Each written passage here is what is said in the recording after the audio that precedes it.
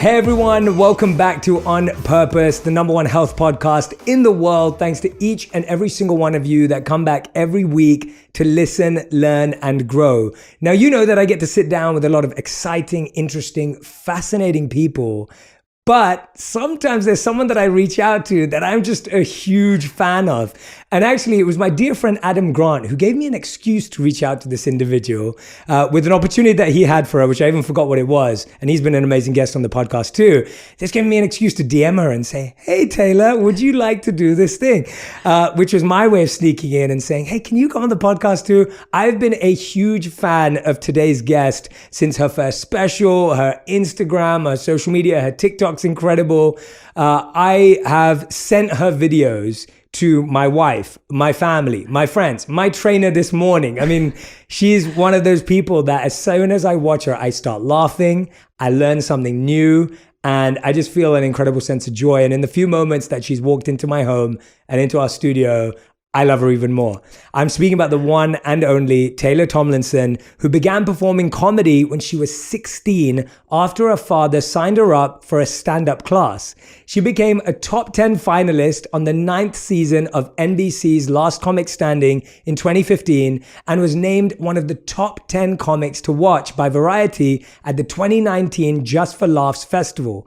Her first Netflix stand-up special, which is where I discovered her, Quarter Life Crisis, premiered in March 2020. In 2021, she started her own podcast called Sad in the City, and in the same year, she was placed on the Forbes 30 Under 30 list. Now, her second stand-up special, Look at You, is now streaming on Netflix. I want you to go and watch it straight after this. And she will be at the LA Netflix Comedy Festival show at the Ace Theater on May 6th, 2022. So make sure you grab some tickets. Welcome to the show, Taylor Tomlinson. Taylor, thank you so much. Thank you so much. We were just talking about this before we started recording, but I was like, what am I doing here? Like, truly, your podcast is just full of so many interesting, wise people teaching you how to live a better life. And so to come in as a stand-up comedian and you're like, I can't wait to learn things from you. I'm like, yeah, absolutely. I have so much to teach. I'm coming into this fully hoping to, I almost brought a notebook to take notes because that's how I feel every time I listen to your podcast or watch any of your TikToks. Like, I am still thinking about the video where you talk about checking your phone first thing in the morning, where you're like, you wouldn't just have 100 people come into your bedroom. And I'm like, oh my God, that's exactly what you're doing every morning. And I'm still terrible at it. And I do it every morning, but every time I do it, I think about you telling me not to. Yeah, well, I genuinely feel that not only do I laugh at everything you put out. I mean, I can name my top 3 favorite moments in your special easily. I think for me, I also learn from you because I think what you do so phenomenally well, especially when it comes to love and relationships, but also life, is you're able to get inside people's minds as to how they think about situations and how they navigate relationships and how they make certain decisions in their life. And so I do think you teach. I'm not expecting you to teach. I want to laugh with you today. I want to get to know you better. This was just an excuse for me to be a fan and for me to hang out with someone that I admire and adore so much. And genuinely, from even the few moments we've spent, I'm just so happy meeting you. And I hope this kicks off a wonderful friendship. So that's kind of why I do this whole podcast. I love that. Is to be able to lure people into being friends with me. But I'm so excited. I want to start by talking about a lot of your journey, because I think I discovered you, like I said, through your first special. You've been doing this for a lot longer than that. And then I kind of went backwards and I was like, oh, wait a minute, like this person's incredible. And it's such a fascinating story. And I am interested in stories because what we were just talking about now, that sometimes when you see someone, second Netflix special, sold out tours, like you look at that person and you go, oh yeah, that they've always been that way. And when I look at you, I go, well, wait a minute, your father signed you up for a stand-up class. Mm-hmm. Why did he do that? That sounds like a painful thing for a father to do. I think a woman at our church wanted to do it and she told him about it.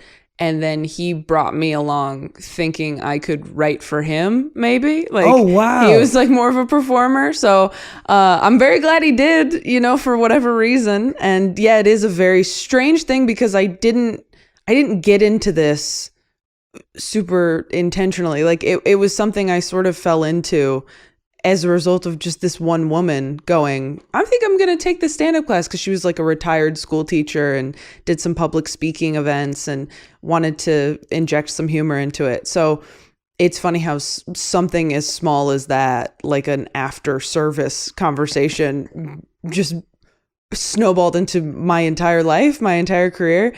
And you and I were talking earlier about just you being very young as well, and you being so successful in what you do, and how it seems like, maybe you've only been doing this for 5 years online, and you're like, but I've been doing this. There were 17 years before that I was teaching and interviewing and learning, and I've had all these life experiences. And I think a lot of people look at my career similarly sometimes, where they go, well, you blew up very quickly, or you got all these opportunities very quickly. And I think I feel very self-conscious about that sometimes, because 28 is very lucky and young to have 2 Netflix specials.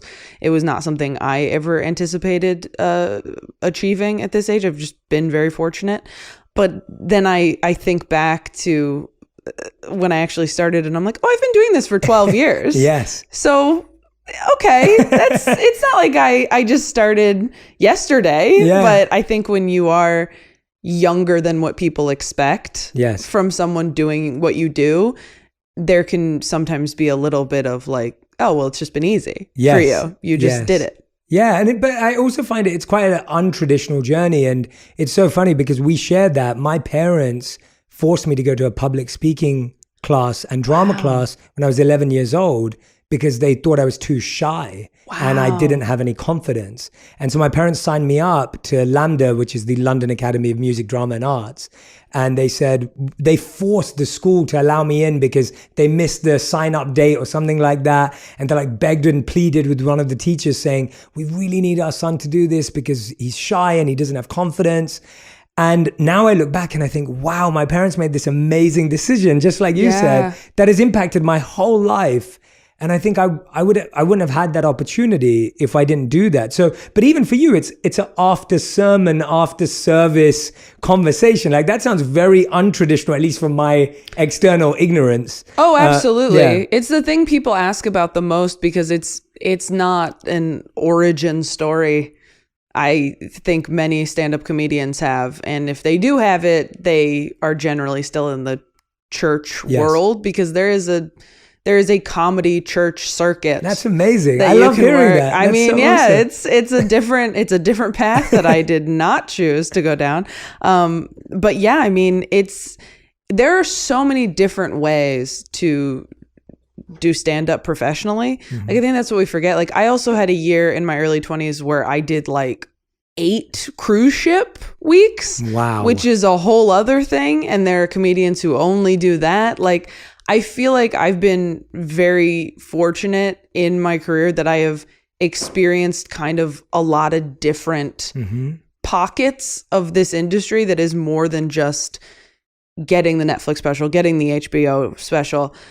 I've done corporates and I've done colleges. That's how I went full time initially when I was 21 or 20, is I was doing all these college gigs. That's why I dropped out of college to go perform at colleges, which is sort of funny. And cruise ships and churches. Yeah. I mean, I've kind of done everything you could do, and then also all the bars and strange shows you do in backyards and whatnot. So there's a lot of different places to exist and do what you love to do. Yeah. It's not just this one path that you see on TV or in movies or documentaries. So I think that's important for people to know as well, who want to do something creative, whatever that may be, that it can look like a lot of different things. Yeah, definitely. And I think obviously, on this podcast that we try and get into the psychology and mindset and the way people make shifts. And what I find fascinating about stand-up comedy and what you do is that it really requires you to overcome some base fears, like the fears of what will people think? How will I look? how will I be received? These are huge fears. And personally, I think stand-up comics face one of the hardest things because it's like you're introducing this person is going to make you laugh and this person is funny.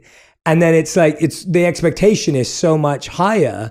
Talk to me about that first time, or maybe something you learned in that stand-up class that you started to be okay with that fear and dealing with that, or did you never feel that fear at all? Oh, I was terrified. I mean, do you feel like you were shy? Yeah, as a kid, like definitely, very massively. Shy? How long did it take for you to sort of feel like you weren't, or do you still feel on a base level you're shy and you've just figured out how to not act that way? Yeah, I find that. So from 11 to 18, I went to public speaking and drama school, and those years gave me the skills, but I didn't have anything I was passionate to talk about until I lived as a monk and until I understood the wisdom of the Vedas that I studied and now I share. So to me, it was almost like you have a toolkit, but I never used it because I still didn't feel confident. I actually got confidence because of what I was sharing. I have so much more faith and confidence in the ideas I share than I do even in myself. And I think that's what gives me so much excitement and enthusiasm. But having said that, now I would say that even today, I feel really confident when I'm one-on-one with someone and when we both know what role we play. But if I turn up to a random event that isn't my event, that is someone else's event, I will just try and find one person that I can have a really deep, intimate conversation with, as opposed to go up to everyone and introduce myself and make sure that everyone knows I came to them. I'm not like that because I feel more comfortable getting to know someone deeply. So I would still consider myself, if it's my event, I'm not shy because I know what role I play there and I'm doing something. But I would say I'm shy when I'm at an event where I don't have a role. Does that make sense? Yeah, absolutely. Yeah, so yeah. I think that is on a base level. I'm an introvert and I'm shy. Yes. I feel the exact same way. And I felt like that for years. And I still feel that way. I think, a lot of social anxiety. I think that when I started doing stand-up, I always liked performing. But once I found stand-up, I was like, oh, this is where I feel the best, is on stage doing this thing. This is where I feel like myself. And actually, when I first started doing stand-up, I felt like the version of myself that I was on stage was who I wanted to be in life all the time, but I couldn't because I was too shy and I didn't have the confidence. And then at a certain point, it became more true to who I was out in the world. And now I'm at this weird place where I'm like, is that even me? Is that is that the purest version of me? Is that the most sort of polished version of me? Like, it's very strange to be in this business and see so many videos of yourself and so many photos of yourself. And it can feel very like dysmorphic, where you're like, who is that? Who is that? That's not me. Especially when you are achieving these goals you've always had. Like, you know, when I got on Conan or something, like I was like, I'm in the thing I've been watching for years since I was a kid. And it's sort of this strange out of body experience. But I was terrified of performing when I first started doing stand up. I mean, I felt sick, like physically sick for days before I went on stage. How did you push through that? Like, how did you get through that? I just loved it so much that I just wanted to do it more than I was scared to do it. Yeah. Which is sort of how you have to be if you are somebody who's not naturally extroverted or what have you.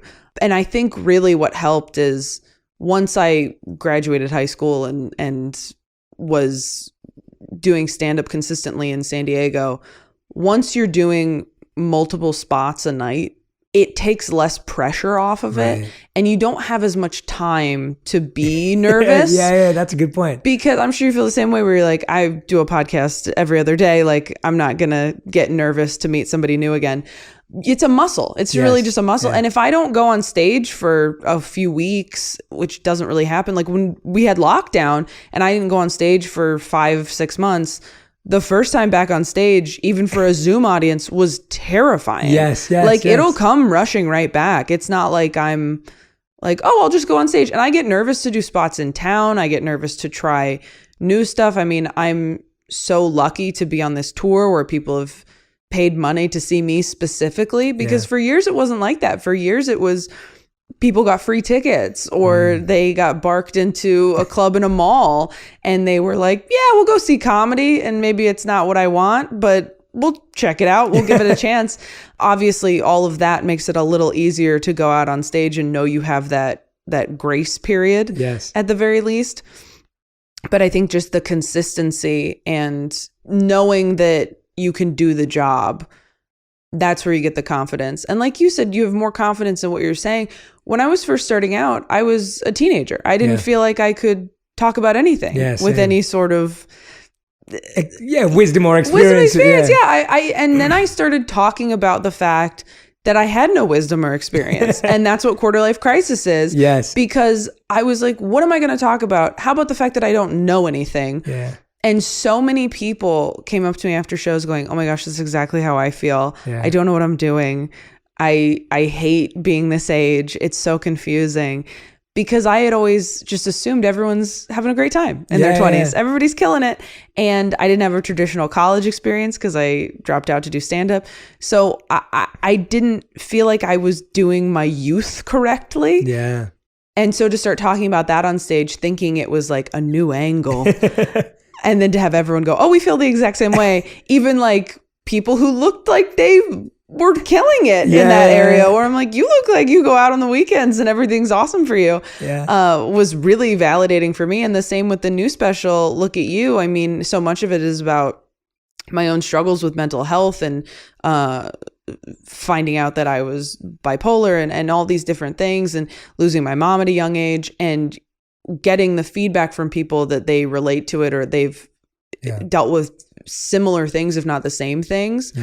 In a selfish way, it makes you feel better about it, and it makes you feel more confident in talking about your own experiences, because, you know, with the internet, you can find your audience now. Maybe not everybody relates to what you're talking about or wants to hear you talk about something, but the people who do really appreciate it and really do connect with it. And so that's how I try to write now, is I just try to write about things that I want to talk about or I want to hear about, and find other people to relate to me about.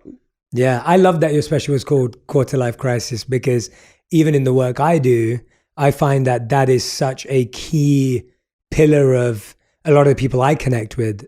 So they're coming to you to laugh and understand and feel heard and resonated. And a lot of people will say to me, well, Jay, I'm stuck with where I am, or I don't like my career. What was that transition like of saying, I'm okay with not going down the right, correct path of staying at college, completing, but I'm actually going to go and do something that I enjoy and love?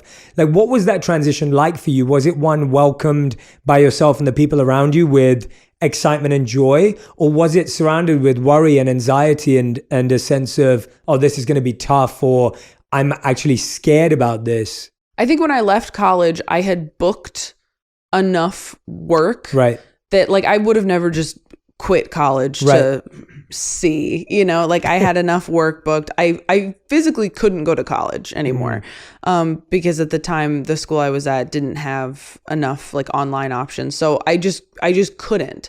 And I had already taken a semester off to audition for all these colleges. There's something called NACA where you essentially audition for a bunch of college bookers. And so I had booked like 50 colleges in the winter and spring. And I was like, oh, I'm going to be gone for like 3 weeks at a time performing at these schools, mostly on the East Coast. So I can't. And I think I just told myself, well, you can go back. You can go back. And I told myself that for years. I told myself that until I got the first Netflix special. Once I got the first Netflix special, I was like, I think I don't have to go back to school. And then the pandemic hit and I was like, maybe I do. So I really wasn't like all in. Like I was like, I held on to that because I was a good student. I really thought that I was going to college. I was going to finish. Like a lot of it was tied up in like being a good kid, I suppose. So that wasn't something that I made a hard decision on. It was something that I sort of over time accepted. Yeah. As long as everything was going well in my career. What was harder, honestly, was just moving away from being a clean comedian and that transition from, I never performed in churches exclusively, and I didn't want to perform in churches exclusively or even mostly, but to move away from being somebody that could and was this like squeaky clean act that, you know, your family isn't embarrassed to watch or anything, was really difficult. And that took a couple years as well, because there's a lot of internalized shame that comes with that, and feeling like you're not good enough for the world you grew up in, but then also being too feeling too like inexperienced for this like rock and roll stand-up world, because it's, you know, I don't drink and I didn't really do any drugs, like I just wasn't fun. So I was like, so you're not gonna be clean and respectable, but you're also not gonna party, which is again a huge part of quarter life. Is I was like, what am I doing? What am I doing? Because I'm boring enough to be someone who should be like married right now, but I'm not. Like, where's my person? Like, you know, it's just, it's a strange time in your life. Yeah. And I've had friends tell me that somewhat harshly, where they were like, hey, I know you're complaining about whatever relationship not working out romantically, but your career is going really well and you are in your 20s, and people have this idea like everything's supposed to line up by whatever age they choose as the end goal. And I was certainly guilty of that. And I've had friends very bluntly say like, hey, maybe just be happy with one area of your life going great. Yeah. And trust that the other areas are going to catch up. Yeah. Or focus on the other areas instead of this one that you've been pouring all of your energy into. That is probably the most real answer I've heard to that question. I really appreciate it, because And that is such great advice, even though you didn't know you were giving advice. Because when you started to talk about how when you made that shift, you always knew you could go back. Mm-hmm. And that the next stage was developed instead of just throwing yourself into it. And I think those are such healthy concepts. I mean, I even say to my point at this, even at this stage of my life, I'll sometimes be like, I can always go back to the corporate world if I need to pay the bills. Like just because, and it's not, I'm actually not joking about that at all. I genuinely say that because it gives me the freedom to not live in a what if world of, well, what if this doesn't work? And what if this? It allows me to let go of that and say, I would have an amazing life because I'm so fortunate to have had a great education that would have got me a particular job and a job that I had. Or for you to say, hey, you know what, even beyond all this, I could go back to college and study again. And I had a friend recently, and I'm encouraging a lot of my friends who are in that quarter life crisis where they're stuck in jobs they don't love, or they worked really hard for a career, but it isn't what they wanted to do truly in their heart. They did it out of society pressure, family pressure, whatever it may have been. And a lot of them are now making pivots. So one of them's at film school in LA. One of them went on to actually become a stress coach for his own industry of law. And they're making these pivots at like potentially some of them between 25 to 30, some of them 30 to 35. And it's fascinating seeing their journeys, because it's exactly like what you're saying. They're like, oh, but I can go back if I need to. And going backwards isn't as taboo as we make it out to be. Like we make it seem like if you're not moving forwards, your life's falling apart. It's like, well, no, sometimes you have to go backwards to re-navigate and reconfigure. And so I love that answer. And even more so, what I really appreciated about what you said towards the end there is the idea that when you're feeling accelerated progress in one area of your life, we've also been somewhat trained to believe that everything should move at the same time, and that your relationship and your career and this. And it's shocking to me how much we have in common despite being very different people. So when you talked about switching, and I want to talk about that more, for me, when I left being a monk, and which I lived as for 3 years as a fully ordained monk, most of it in India, and living a very different life to the life I live today. When I first left, I had so much shame and guilt about how I wanted to share what I'd learned, because I wanted to share it in a non-sectarian and a universal way. And I wanted to share it with anyone and everyone without anyone feeling any pressure that they had to have a spiritual or religious belief to connect with my work. And that came with certain levels of criticism or judgment too, because it's like, well, wait a minute, you are a fully ordained monk who has studied these 5,000-year-old literatures and scriptures and texts, but wait a minute, you're not sharing those. Yeah. Like how does that fit? And I know it's different, but there's that similarity. I wonder, how did you get over that shame and guilt? Because I feel like that can be so restricting. And I even know people in my own community who would feel restricted by that judgment. How did you receive that? And how did you have the confidence again to break through that and say, well, this is still something I really want to do despite all of this? Yeah, I mean, that is so interesting that you drew that comparison. Because, TikTok is about as far away from being a monk as you can get. I feel literally. Like it's so interesting to me that, I mean, what a perfect example you are of a huge pivot, but still it's all connected and it's all leading to the next thing. Anyway, to your question, how did I get past all of that? I have a lot of therapy, I suppose. I mean, when we were talking about you can always go back to what you were doing before, I think what you said was so great. I mean, I do think people see it as giving up, but actually it's really confidence. Yes. It's you saying, I'm confident enough that if this doesn't work out, I'll make it work. Yes. And if that means doing what I was doing before, that's fine. I have a good friend, Delaney Fisher, who I used to do Self-Helpless with. She said to me when I was, I think, moving in with somebody, she had given a few of our friends this advice where she was like, you can always move out. Like you can always, it's okay if things don't work out. And I think we totally forget about that. As far as moving past the shame of it, I will say there is no like, I can always go back to the church market. Like that was not something I ever felt. Because that's a decision you make. And I felt very good about that decision, but that is a small pool of comedians who can do that. And it is in some ways easier to achieve a certain level of financial success in that area. There's a ceiling on it because it's a certain community, but I just knew that I wanted to talk about more difficult subjects. And I wanted to do jokes about sex. Like I wanted to talk about whatever I wanted to talk about.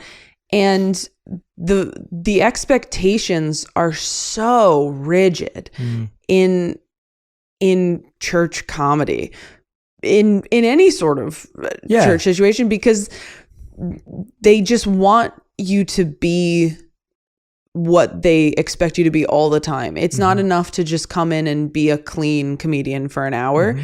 They want you to be a Christian all the time. They want you to be a role model and a perfect public figure. And I would open for people and they would get emails from someone going, well, I saw her do a set somewhere and she said, damn. And I was like, I cannot stay here. This is not sustainable. Wow. Even if I try to be perfect, I'm going to slip up. Yeah. And I don't want to feel like this the rest of my life. And I wasn't sure that I believed in Christianity. I just didn't. I had felt that way since I was a kid. My mom passed away when I was 8. And as soon as she did, something kind of shifted in me where I realized nobody knew for sure. My family's very religious, and a lot of people I grew up around, and I love my family. I have a very open-minded, extended family. But a lot of people I grew up around act as if they know for sure what happens, what the answers are as far as religion goes. And I just realized like, oh, nobody really knows.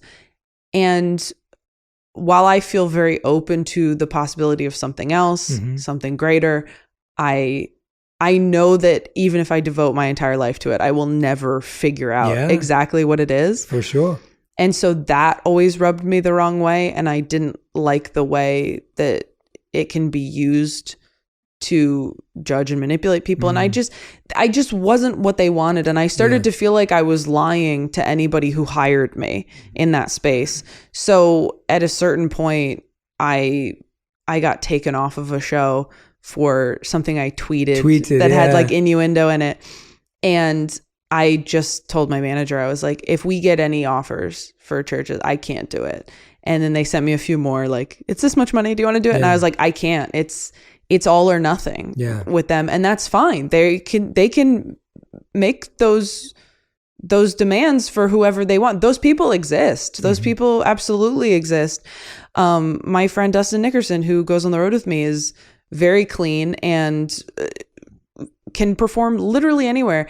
And that's who should be doing, you know, certain gigs that I'm not right for. I mean, you don't have to be right for every single thing. And it's okay if you're not right for a certain role. Yeah, definitely. I think that's great advice, and it gives you such freedom to recognize there is an audience for what you want to do. It does exist. It may be smaller, it may be larger, it may be different, it may be here, but there is one. You touched on there, and you mentioned it earlier, obviously, like losing your mother at 8 years old. And I can't begin to imagine or understand what that feels like as an experience.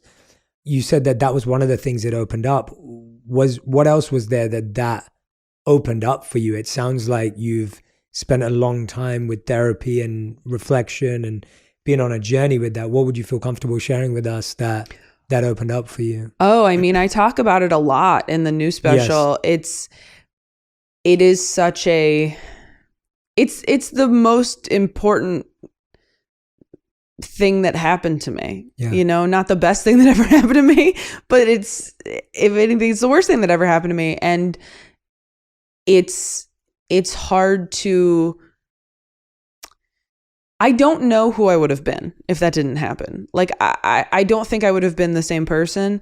I mean, I had a conversation with my therapist the other day where I was like, it's so funny because my aunt or my grandma will say things like, your mom would have thought this was so cool. Your mom would have been like in the front row. And I go, I don't know that I'd be doing this if mom was still here. Like, I certainly wouldn't have lived where I lived because my dad got remarried, and that's why we lived there.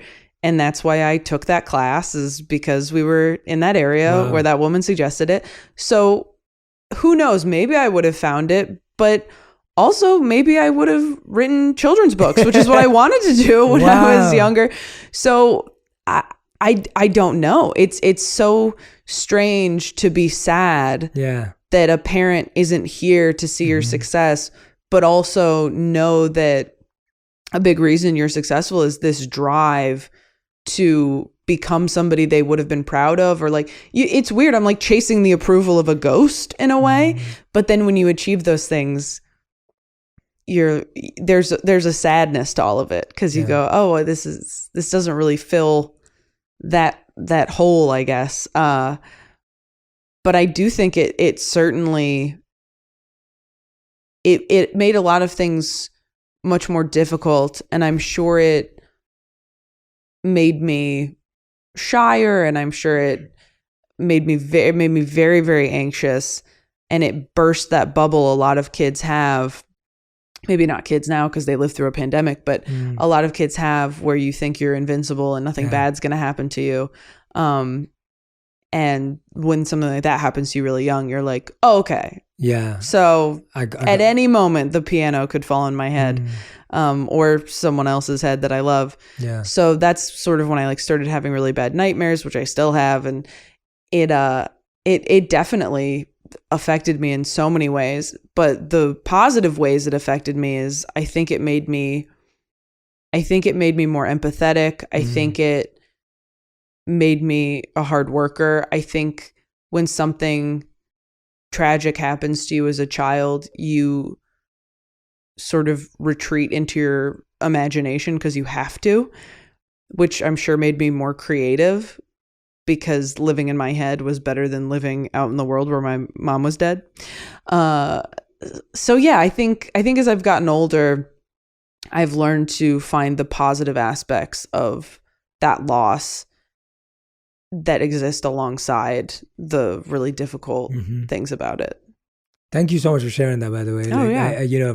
I find it's so incredible to hear just the journey you've been on and from that experience and to me, it's not about, the positive or the negative or how it feels. It's just interesting to hear you think about it openly and I can hear just how much work that's taken and what that process looks like. And I really appreciate you sharing that with us. Like, genuinely, it's so inspiring and it's hope giving. And I know that, there'll be countless people who are listening right now who just feel so connected to that. So thank you so much for going there and sharing that. Oh, thank you. It means the world. Yeah. I think when I was growing up, it was so hard to tell other people. But again, it feels like such an important thing to know about you.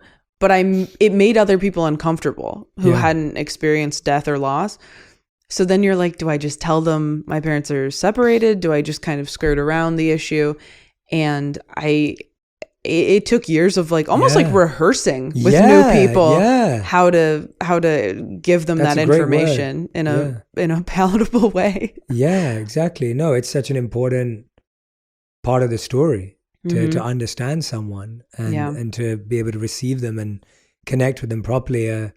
No, I'm so grateful you spoke about it, and I want to go in another totally very different direction now, but only because you said something earlier. And I'm trying to bring it back. So we're talking about love and relationships, and even that relationship with your mother and with your parents is so important in how it impacts your relationships moving forward. One of your favorite clips that I love is where you talk about, I believe it's the boyfriend who cheated on you in your head. And that clip to me, I've sent that clip to more people than I could possibly imagine. And I have a funny story to tell that I don't think I've ever shared publicly, but I have to share it with you.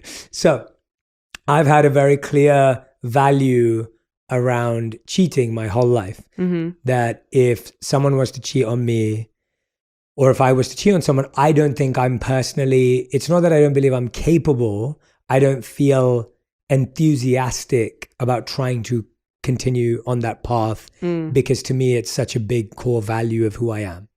Again, I don't project that onto anyone. I wouldn't judge anyone for staying with someone or breaking up. It's everyone's personal choice. Right. That's where my personal choice stands. And my wife knows that, and we've had this conversation. We've been together now nearly 10 years and married for 6. And so we've known this for a long time. And so me and my wife do this thing, well, we used to do it before the pandemic. We haven't done it since, but we used to do this thing with every 30 days, we would drive somewhere 3 hours from where we live and stay somewhere like an Airbnb or wherever we can for 3 days. We'd lock our phones in a safe and we'd just spend time together because we found that every week we got so busy and I have a crazy schedule and so does she. And so like on a weeknight, it's like you're not really getting that deep intimate connection. And then the weekend comes and maybe you see friends and maybe you see family or whatever, and time just flies. And then all of a sudden you've been married for 10 years or longer and you're like, well, do I even know this person that well? And I saw that in the people I coached. I saw that in the people I worked with. And I was like, okay, well, what's a habit? Or I love coming up with like these, and I love numbers. And so it's like 30 days, 3 hours, 3 days. And so we're on one of these journeys and we're driving off 3 hours and we're listening to music, and this may surprise people, but we're listening to Future, the rapper, right? So me and my wife are sitting, listening to music. We listen to Future, the rapper, for whatever reason. I have no idea. I do not know him. I've never met him. We're listening to Future on the way. We get to the hotel that we're staying at, and then we maybe watched a movie and went to bed. And I wake up in the morning and I've had this dream that my wife is having Future's baby. And she's in the shower. I can hear her that she's in the shower in the hotel room. And I wake up and it feels real. So I wake up and there's no part of me that is cognizant that that was a dream. I am fully in the reality that my wife, Radhi, this beautiful, abundant human being, has had an affair with Future of all people, and now she's pregnant with Future's baby. And I woke up with like this brick on my heart. Like that's how it felt. Like it genuinely felt like there's this massive brick on my heart, and it was weighing me down. And in my head, I said, I'm going to take care of that baby like it's mine. Like I was just like, I just have to like, I was just like, I love my wife so much. Like I love her. And it was so weird because I have this value. Yeah. And then when you think that this thing's happened, all of a sudden that, not that value's gone out the window, but that my love and my connection and attachment to my wife was stronger. And she was, the hotel room had one of those, like, you know, those window doors that open from the shower bathroom into like the bedroom area. Yeah. So she opened and she looked at me. She was like, "Are you okay?" And I was like, "Oh, I just had a dream that you were having Future's baby." And she just burst out laughing at me. Like she was just cracking up. And I've never told that story anywhere else apart from now, apart from to friends and stuff. But it's fascinating to me how interesting it is that we can have these views on love. We can have these perceptions of love. And then when you get into a relationship, how these perceptions can change, how other people's music, thoughts, ideas infiltrate our mind, and dreams and messages and all of that. I wonder for you, what have been some of the, would you say, misconceptions on love that you think you had growing up that have been broken down, or that through your comedy that you've learned, or maybe you've heard an amazing story from a fan at an event that has sparked some thoughts. But I'm always fascinated by things that we believe to be true about love. But as we grow older, we go, "Oh, they're not the truth." Does that make sense? Yeah, absolutely. It's so funny you say that. I have a friend who's been in a relationship for, I believe, 7 years now, and is like my oldest friend. And I had asked her a similar question. I don't remember when, but I had asked her, you know, what would you do if your partner cheated on you? And she was like, honestly, at this point, I love him so much. I trust him so much. I would probably go to therapy and figure out why it happened. Yeah. And I was like, "Oh, but you wouldn't just leave?" And she was like, "No." She's like, "Not at this point. Like, we've just been through so much together. She's like, "I know him so well. If he did that, I would know there was a reason." Yes. And we would need to figure out that reason. That's beautiful. Oh my gosh. And I was like, "Oh, okay. So we're all mature now." Like, I think I thought, well, my friends in this relationship, that relationship, they don't fight, or this would never happen in so-and-so's relationship.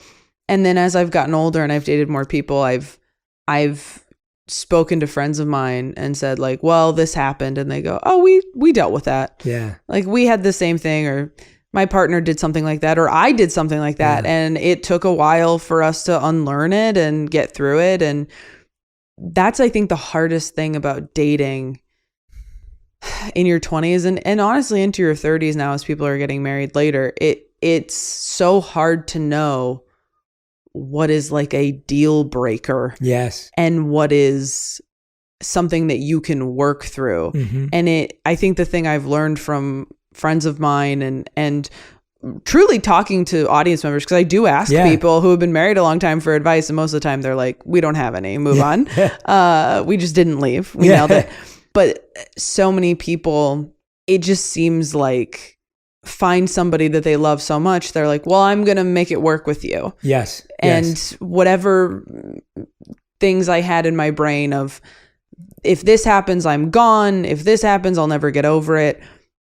Once you find somebody that you love and respect so much, and you've been through enough with them, if you trust somebody, and I feel this way with friends of mine, I should say that, because I don't have that marriage or partnership that I can point to in my own life, but I have several friends who I've had for a very long time who are there for me so consistently that when they hurt me or disappoint me, it is over very quickly. Because I'm like, "You're family, and you have been there for me so many times. Hurting me once is not going to faze me."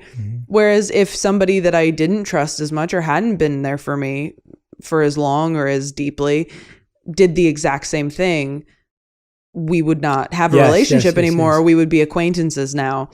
So it is so dependent on the relationship you have with the other person. Yeah, definitely. And that's what I mean, that for me, it just, ultimately it's knowing your value, but then having compassion for other people's values. Because I think it's so easy to project your own ideas of what someone should do and how they should react, and what's a good boundary for themselves. And then almost going, well, wait a minute, like, just got to have compassion and empathy for that person's decision and their relationship with that person.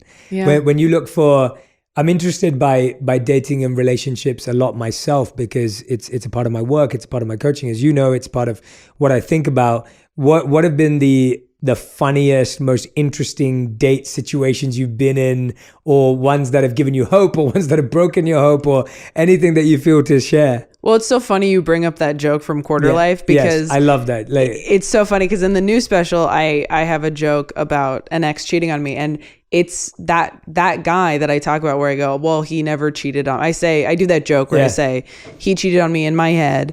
And I go, no, he never cheated on me, but he did this thing. That guy did cheat on me, and he told me after I filmed that special. No. Yes, he finally told me, and it was like obviously years later. But like he and I had dated on and off for years, and he had sworn up and down that he never cheated on me, and really made me feel crazy. And to his credit, apologized very late, but really like sent me this long apology where I was like, I was gaslighting you. Like, God. Really a beautiful, I almost made it my iPhone background. That's all you want is just, I was wrong and I gaslighted you. And you're like, yes. Yeah, send it out as a template for everyone to use. But also really messed with my head because I'd been in therapy going, I always was so suspicious of this guy and he never did anything. And I just created it in my head. So for him later to be like, no, I was, and you were right, and I'm sorry. I just pay for my therapy bill for the last 12 months. Right? Yeah. But also I got so many jokes out of that relationship. I really can't be mad. It's paying the bills. It really is paying the bills. I have no regrets.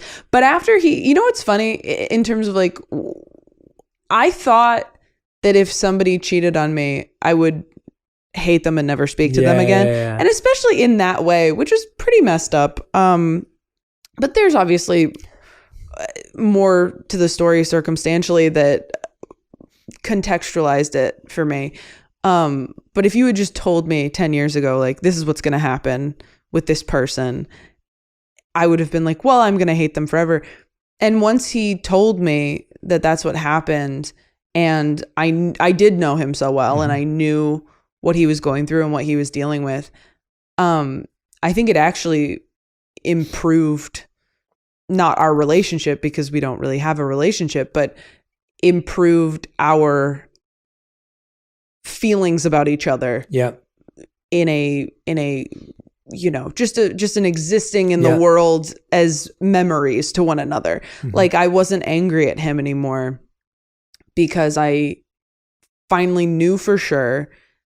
And it does take a lot to admit to somebody that you did that. Yeah, and you can judge however long it took, or the way in which it was said, or whatever you want. But at the end of the day, I was like, you know what? This is somebody who was really important to me and really encouraged me in my career, and really, yes, hurt me in some pretty deep ways, but also made me better. Yeah. And I felt like I was able to sort of put that chapter of my life to bed and really care about him as a human being. And I had just lived longer, and I had made my own mistakes in other relationships. And obviously I made my own mistakes in that relationship with him, that were not okay. So I think time, age, compassion, and empathy comes with all of that. I had this really strange vision while you were saying all this deep, profound stuff. I was like, how amazing would it be to see you making this joke next to this clip of you talking right now? Know. And I'm just like, literally, I'm like, Taylor, like, you're this mature, amazing individual. And then when I see you on stage, you're like this, you're like picking fights with everyone. I know. And I love it. And I love that. And I love that. I love that paradox too. Like, I love that you're able to speak so lightly of so many of these things, and of course, make so many millions of people laugh. But at the same time, when I'm getting to know you today, it's fascinating to hear just how much thought and maturity and work and reflection, because what you just said is so massively evolved. I mean, look, I wouldn't have raised Future's baby, but I'm like, you're okay over there. Literally, that was like the only thing. I said, oh my God. Like, I literally felt that. Like, it was, I felt it in my gut, because Yeah, because I was like, that's my wife's baby. I love her so much. Like, it was just one of those moments. But I'm glad it's not true, of course. Yeah. Did you see the video on TikTok that went viral about that girl being walked down the aisle by her stepdad? No. It was the exact same thing. She was like, my mom had an affair and got pregnant with me, and my stepdad raised me, and he is my dad. Oh, wow. And this is him walking me down the aisle. Yeah. I know what you were doing. Yeah. Yeah. Oh, it's just, yeah. And that's that's the real life version, right? You can have all these ideas and thoughts in your head and make all these commitments to yourself, and then it happens, and then you change. No, I love that. I think if Taylor Tomlinson had any dating relationship advice, mistakes, thoughts, what would they be right now? Oh, my advice is to not listen to stand-up comedians for relationship advice. My advice is to listen to your podcast and follow whatever you and your wife are doing. I don't know. I'm currently in this place in my life where I'm sort of coming to, and I'd like to talk about this on stage in the new hour I'm working on, is I have been in sort of like back-to-back relationships throughout my entire adult life in a way that I don't think is particularly healthy. And I have had friends, I have a new joke in the hour about, a lot of my friends were like, you should maybe be single for a bit and maybe get a cat or something. And I was like, hard pass. Yeah. Cats don't make me feel good about myself. But I am reaching a point now where I'm like, okay, we've put off doing this work on being alone for a long time. Yeah. And I think you need to do it now. Yeah. And it is so difficult because I'm not a casual person. I'm much like you, where if I'm at an event, I want to talk to one person. So I'm not like that in any of my relationships, friendships or otherwise. Yeah. So I'm generally in a relationship. If I'm dating, I'm not like a casual dater. I don't have that in me. But as a result, I'm always getting into these, year to 2 year things. Yeah. And I've also just been so focused on my career. So anytime something wasn't working out or I was having problems with somebody, I was like, well, I can always focus on my career and that's fine, and focus on the next relationship. And now I've reached this level that I truly always dreamed of, like doing a theater tour and having specials on Netflix. Like, that is all I have ever wanted. And if nothing else happened from here on out, this is more than I could have ever dreamed of. And so now I'm like, maybe it's time to get some hobbies. Maybe it's time. Maybe it's time to work on who you are as a person. Like, you're very good at comedy. Maybe get good at, I don't know, forgiveness. Like, maybe just work on that. So I think, I love that. What's that quote that people say? Like, you have to be somebody that you would want to be with forever. Like, I do think that I have had moments of that over the years, but I'd like to really focus on that. And I don't agree with the statement a lot of people make, which is you have to be totally okay by yourself before you get into a relationship. I know so many people who got into a relationship 3 days after they ended one, and they've been together for 10 years. I know so many people who got into a relationship when they were really not in a good place financially, spiritually, whatever, and now they've been together for 20 years. I think it is so case by case, but I do think that if you can show up for yourself and take care of yourself, you are going to show up for and take care of someone else much better, and not put so much on them to take care of you. And I would like to, I think before I get into a relationship again, which I don't know when I'm going to be comfortable doing that, I would like to feel like I am someone who brings a lot to the table. I love that. Not just in a purely superficial way of like, look how much I've achieved. My career's going well, which For a long time, I think on some unconscious level, I thought that if I achieved all of my career goals, I would be proving to someone, whoever it was, that I was like worth loving, like I was worth being with. Yes. And then you achieve all those things and you reach that place and you're like, oh, this didn't do it. Yeah. That's not what it's about. So I'm really trying to focus on that right now. I'm trying to focus on who I am as opposed to what I've done, because that has not been my approach the last 10 years to my life. And to go back to my mom dying young, I mean, I talk about that in the special as well, as like, I had this irrational belief that I was going to die at 34 because that's when she died. Wow. And it's very common. A lot of people have it when they lose their parents, even if their parents are, 55 when they pass, they get nervous coming up to that age. And then that's real. I've heard if you get to that age and you surpass it, you actually feel sort of guilty. You have like survivor's guilt. Wow. So I have that to look forward to. But I think that was not just affecting my career goals, it was affecting my personal goals as well, where I thought I only have this amount of time, not even from a fertility standpoint, from just this is when I'm going to die, that I have to rush everything and I have to become this ideal person.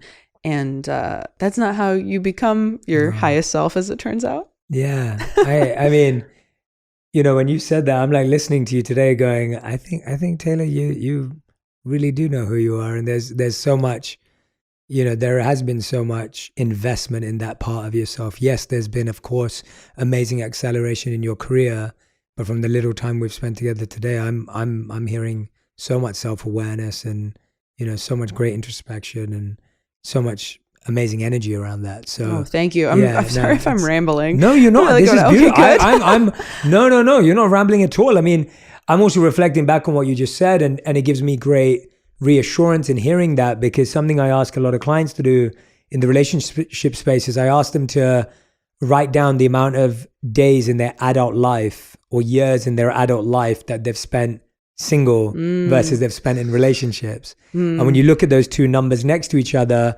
I know people that are 55 who will say that the amount of time they've spent in their adult life, of course, because no one's dating when they're born, right? Well, maybe not, right? So I'm like, but the idea that in their adult life, even people who are 55, 60 years, 55 is probably where people that I've spoken to, they would say that they've spent 6 months alone. Max in their whole adult life. Yeah. Alone, as in single, without being in some sort of relationship. And when you hear that, and when I started to think about it, for me, those 3 years living as a monk, of being single, of course, but I look back at those and I think, wow, those were like really important, formative years in my relationship with myself. And I fully agree with you too, that never stops or is never complete.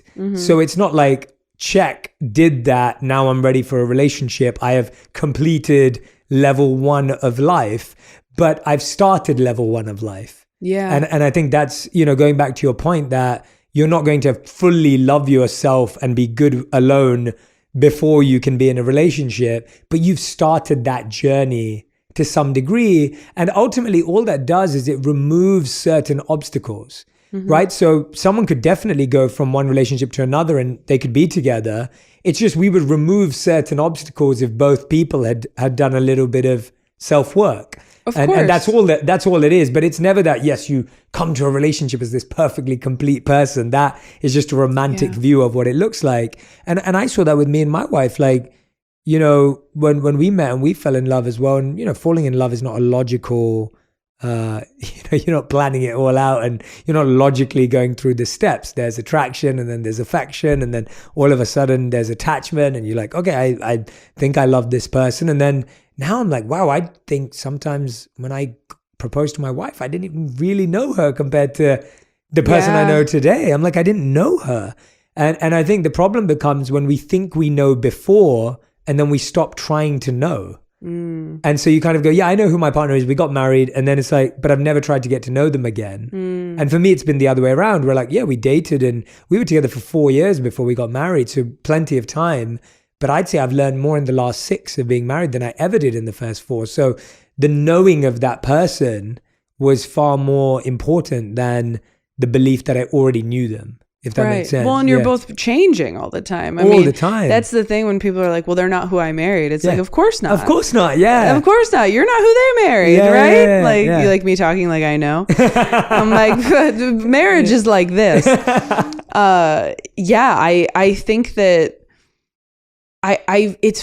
it's interesting what you said about the time that people spend actually alone as adults, because I've spoken to friends of mine who have gotten out of really long relationships. Like that's such a common thing that I've never experienced, where somebody was with somebody for the bulk of their young adulthood. Like maybe someone was with someone for 8 years in their 20s and then they break up, which seems so devastating. Yeah, because I've never been in something that long that ended. Or people get divorced after however many years, and those friends realizing like, oh, I never lived alone. Like I've never lived alone, and I'm in my 30s now, and I'm sort of in a similar place where I'm kind of like surprised how much I'm appreciating it right now. Like I'm really like every night I'm like, oh, I can just do whatever I want. And I love being in a relationship. I love being in a relationship. I love the people I've been in relationships with. I love hanging out with someone. I love having that person to talk to and share with, and because you really do just become best friends with that person. Yes. But I have spent very little time just with myself, and I really have spent years like dreading it, where I'm like, I can't imagine just coming home at night or going back to the hotel after shows, because that's very lonely, and just like being by myself and not having someone to call, not having someone to watch a movie with. And now I'm like, oh, this is actually kind of peaceful. Like I was so scared to not have someone else to count on, but I still have me to count on. Yeah. And when we don't have that those are the triggers that come out. I mean, even in marriage, like right now, I won't have seen my wife for the first 4 months of this year. She's in London working on stuff. I'm in LA. She can't be in LA right now for the work she's doing, and I can't be in London.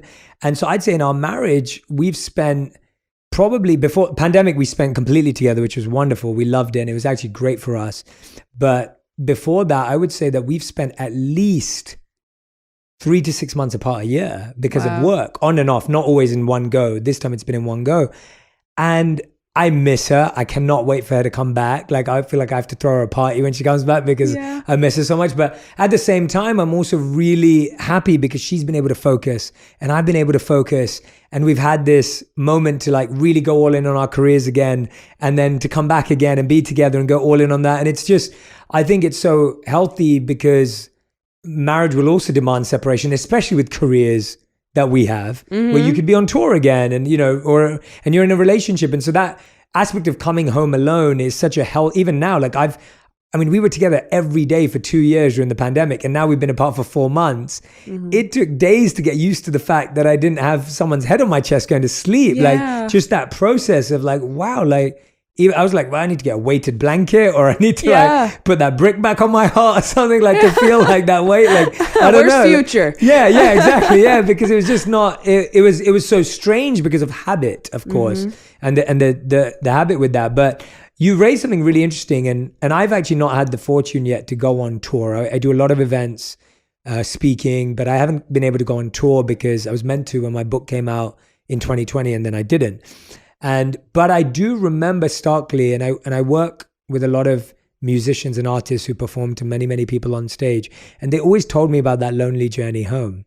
And I've had very few experiences of it, but when I have, it really did hit me that when you have an audience of people that are fully immersed in everything you're saying and showing you so much love and showing you so much energy, and you dropped every joke right and everything fell and everyone's just in place, and you have this meet and greet and everyone just showers you with more love and tells you how much they connected, and then you get into that car ride back home alone. It's a really, really strange feeling, right? And you brought it up there, and that's why I remember that. And I remember I got home and my wife had thrown me a party with all our closest friends as a surprise for when I got home, and I didn't even know. But it was really fascinating. I remember that drive. I was at the Ace. I performed at the Ace, which was the only show I've ever done, which was my own show. And then when I drove home alone in just a hired car, it was really interesting to see that settle down and be happy with myself in that moment. Walk us through how it's felt for you, because I do think that when we live in a world where you're showered with validation and attention, to then leave it. Well, hopefully. Yeah. Yeah, hopefully. But when you're showered with that genuine love from a lot, I know that my community, I feel so much genuine love from them. But when you go home, you've got to have that relationship with yourself. Can you just walk us through that a bit? I want to hear about it from your thoughts. Oh, man. I mean, in terms of like being on the road and going back to a hotel just room? Just that lonely, I feel like that is such a unique experience because not everyone performs on stage and not everyone, it's like going home from a party is one thing, but going home from a party that was you on stage and everyone, right. It's like, it's just really, and I'm always fascinated about hearing about that lonely journey for artists on the way home. Yeah, there is sort of like a physical, at least for me, I feel like there's a heavy sort of like, yeah, after I get off stage. And now on this, this tour, I'm usually doing like a meet and greet afterward. Yeah. And so that's sort of like a little extension of the show is how it feels, because you are meeting people face to face and taking pictures and sometimes hearing very personal things from them.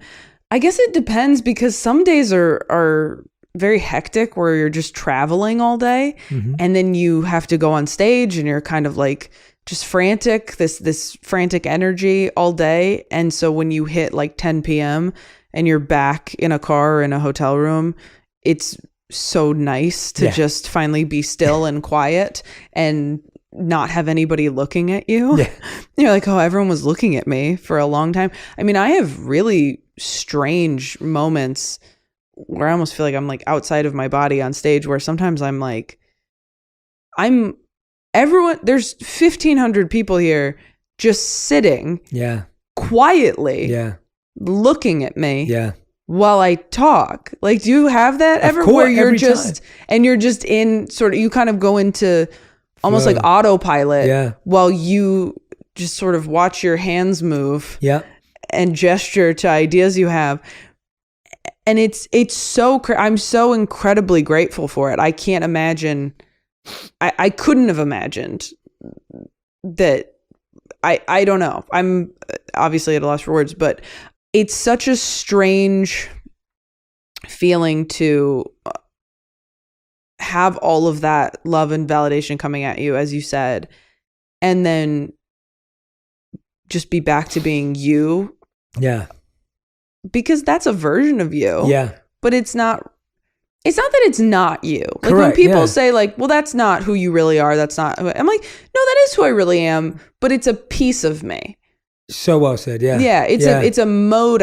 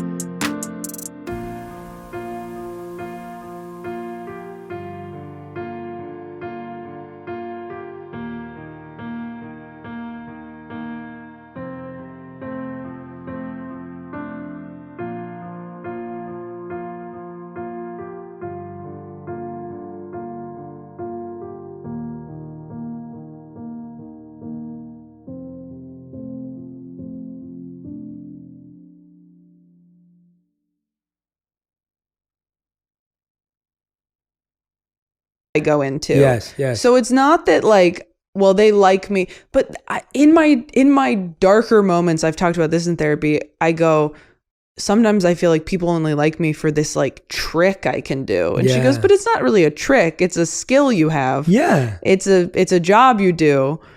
And so that makes me feel better. But sometimes I feel so like, because nobody knows you really. Yeah. Like they think they know you, Yeah. especially like doing a podcast like this. I'm sure your listeners feel like they just know who you are. Yeah. But nobody actually does. I mean, it's a strange, lonely space that's hard to explain to people. No, I thought that was a good explanation. And I think I was looking into this. I was like, because I love building new friendships and new connections and deepening relationships. And I really enjoyed that and even as I get older, because I find that a lot of the friends I grew up with, life changes and you move on. And I've moved city twice. I lived in New York. I now live in LA. I lived in India for a time. So my life's been very fragmented. And so I've had to rebuild community and family wherever I've landed.